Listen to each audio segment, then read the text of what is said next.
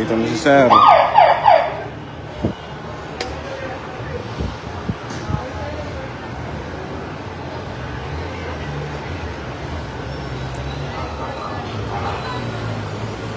We are already arriving.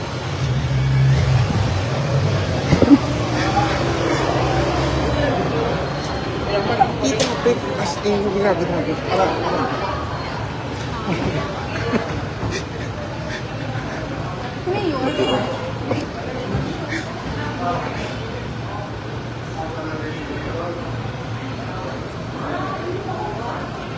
We are already in the house, bro.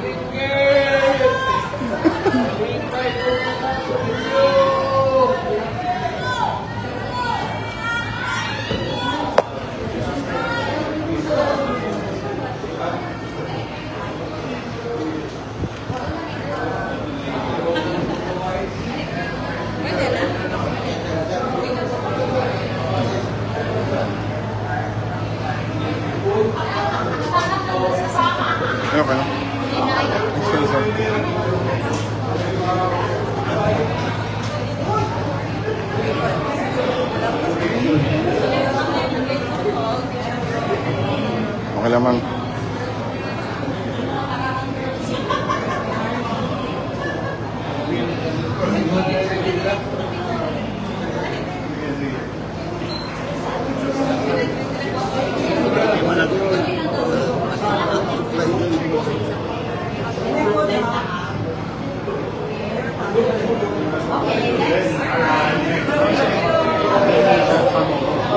Sasalita eh, dyan mo.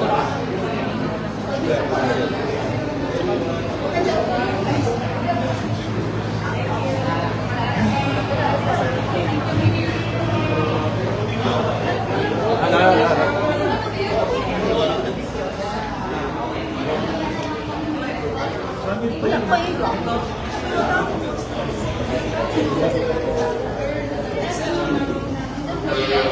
Why hindi ka lalaki mo? Ako mo lang.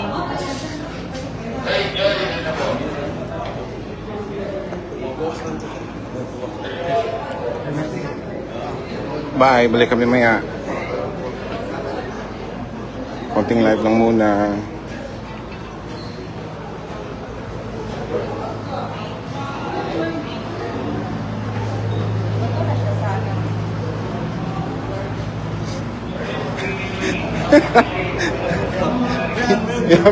Tinanong nga sila eh.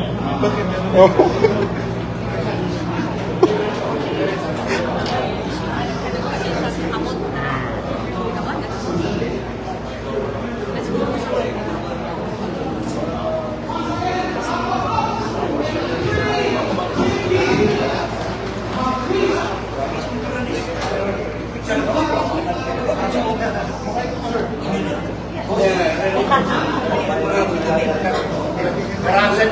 Garansi pingin din ba?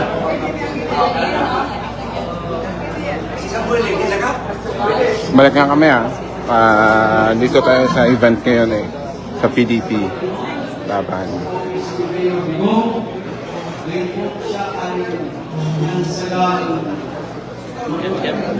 Sige, sabang na. Yung naging mister malasakit. Wala akong iba. Walang ibang Bye, Pips. Balik kami. mag-servisyo. Senator Senator Robin Padilla, Yes, ma'am. kay Senator Bato de la Rosa, Opo. kay Senator Bongo, kay Attorney J.B. Hinlo, at sa lahat po ng mga kandidato po ng PDP laban na andito, at sa inyo pong lahat na talaga po naman yung suporta ninyo kay President Duterte, kay VP Inday Sara ay 200% po talaga. Kasi po, hindi po talaga madali. Alam naman po natin, tayo po ay gumastos po tayo para po nandito. Pero po, hindi po natin yung iniisip kasi po nandun po tayo sa tama-tama po ba?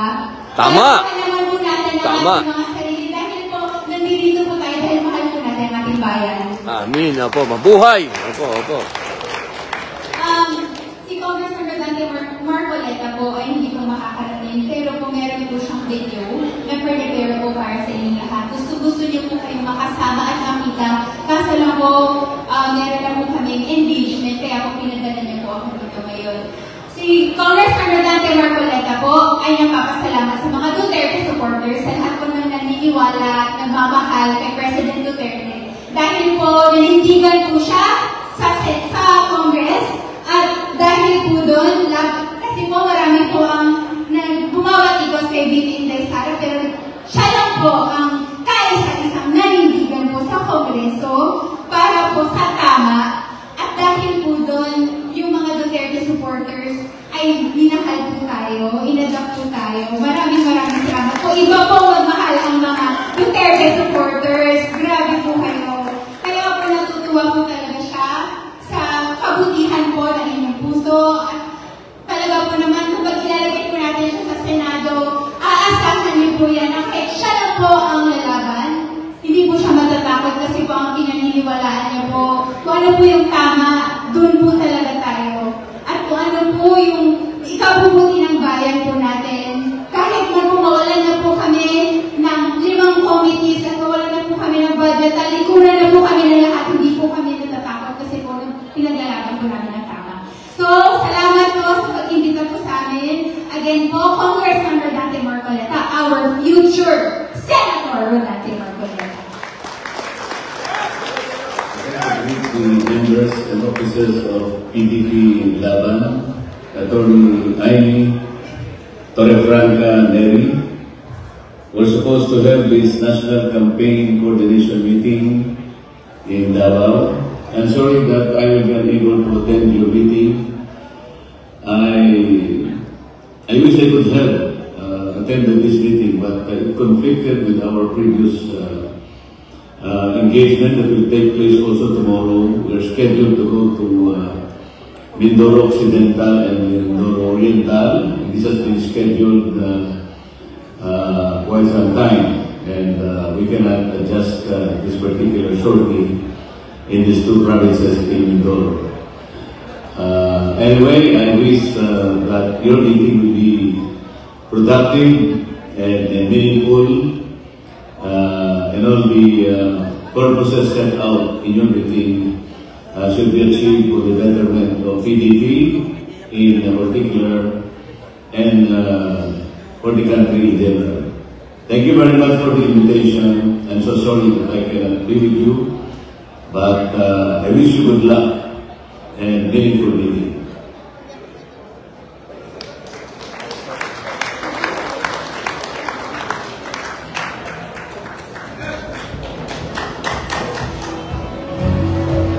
Thank you very much, Bong Marcoleta. Yan. So, ang next natin, magbibigay sa kanyang mensahe. Ito, taga Davao del Sur ito, talaga. Kilala natin, ikaganyo sa bato. Wala pong iba. Senator Ronald Bato de la Rosa. Si Digong.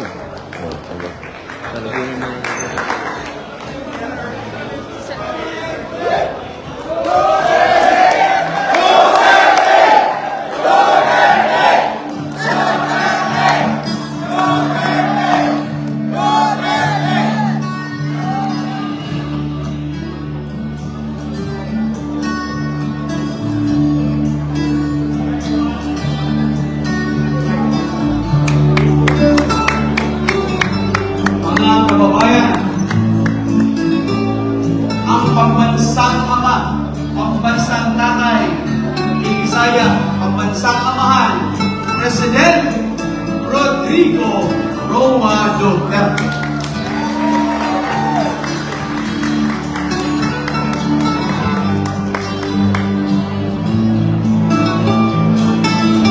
Kasama po sa ating pambansang tatay, ang tatay po ng City of Davao. Wala pong iba. Si Mayor Sebastian Paste Duterte.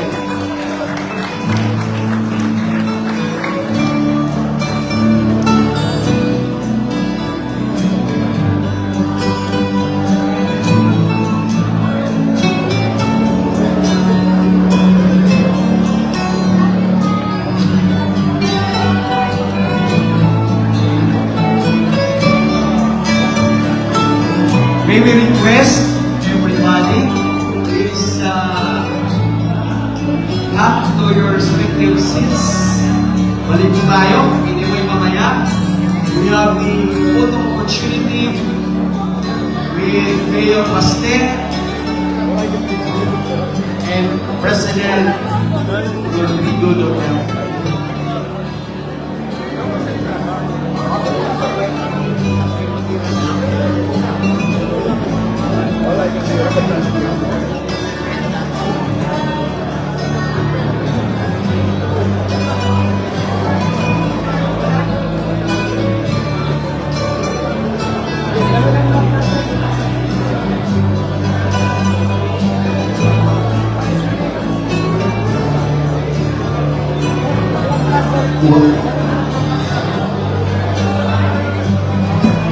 Once again, we would like to request ang ating mga kababayan sama natin sa PDP. We have the opportunity mamaya with the Mayor President Igo Duterte and Mayor Paste. So please, balik muna tayo sa ating mga Kaya muna tayo para mag-continue po ang ating program. Pwede na. Mamaya na lang. Okay, so, balik na po tayo. mga kababayan kasama natin sa PDP. President Duterte pa rin. Yes natin, kasama. Kasama sa Naka-live media, kasi ako. sa mga vloggers. Pwede po, balik muna tayo sa ating mga pwesto. We have 2 remaining speakers.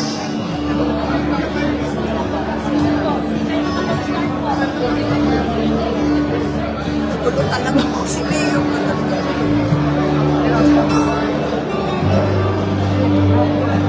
First, madam, ulit natin muna tayo. Napaalis na ako. So, we're going to finish ang ating tatlong speakers. Once again, we're going to request everybody.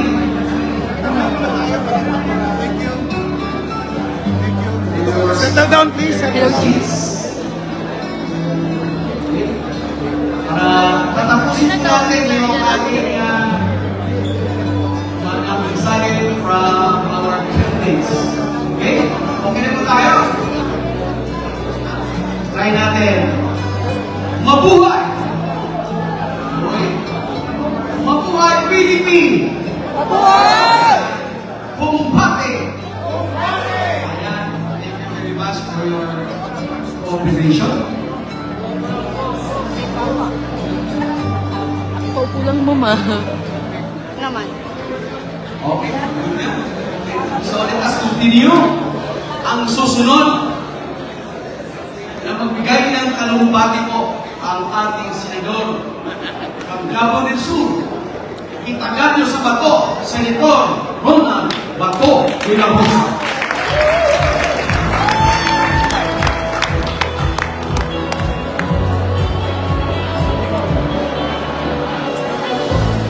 Siyempre, sa atayan eh. Atong pinalangga ng Presidente, Rodrigo Roa Duterte, sir. Atong Presidente ng Pilipinas, Senator Wilson Padilla, ang atong halandong mayon sa syudad sa Davao, Mayor Basti Duterte, walain ang pinakabuutan o pinakatagihan. Sorry, Bisaya, ang mga pinakabuutan yung pinakamabait at pinakamasipag na Senador Bongo. Si Senator Tubig, magaling na abogado, Attorney J.B. Hemlo, ang atong pinakakusgan mo ngayon, ang ating pinakamalakas na mayor ng Cebu City, Mayor Mike Rama.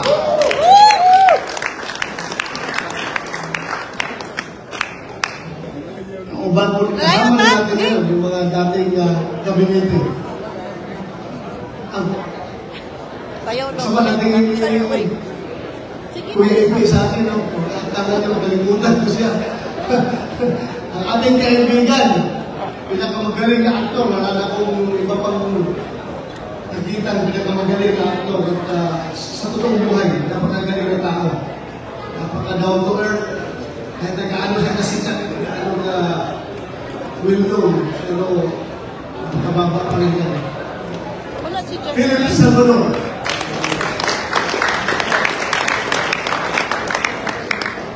Ang ating mga dating mga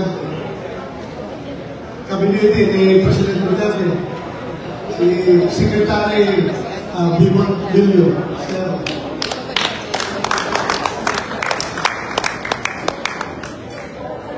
ang mga officers ng Pilipilaban. Asa man si Aimee? Tara!